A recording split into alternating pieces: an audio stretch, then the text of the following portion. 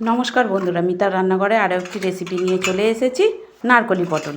তার জন্য পটলগুলির আমি গাগুলি কুড়ে নিয়েছি, নিয়ে এইভাবে পরিষ্কার করে ধুয়ে নিচ্ছি। পটে চাপিয়ে দেবো, কড়াইটা চাপিয়ে গ্যাসটা অন করে দেবো। কড়াই গরম হয়ে গেছে, কড়াইতে দিয়ে দেবো সাদা তেল, আপনারা চাইলে সরষের তেলেও করতে পারেন। তেল গরম হয়ে গেছে, তেলের মধ্যে একটু লবণ দিয়ে পটলটা ছেড়ে দিলাম।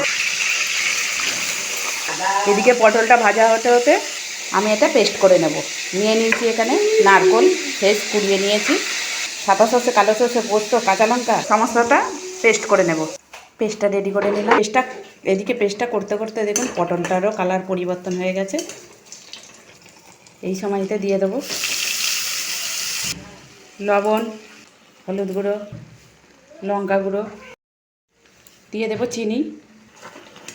সমস্ত কিছু দেওয়ার পর খুব ভালো করে মিশিয়ে নেব, বেশ কিছুক্ষণ নাড়াচাড়া করে নেব।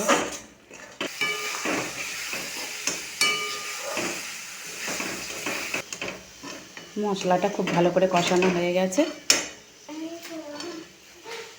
এই সময়তে দিয়ে দেবো আমি দুধ।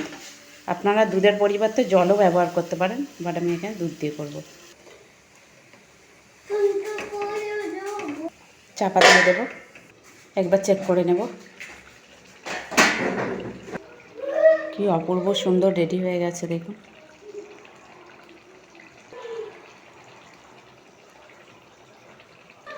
এই সময় আপনারা একটু লবণ আর চিনিটা একটু চেক করে নেবেন।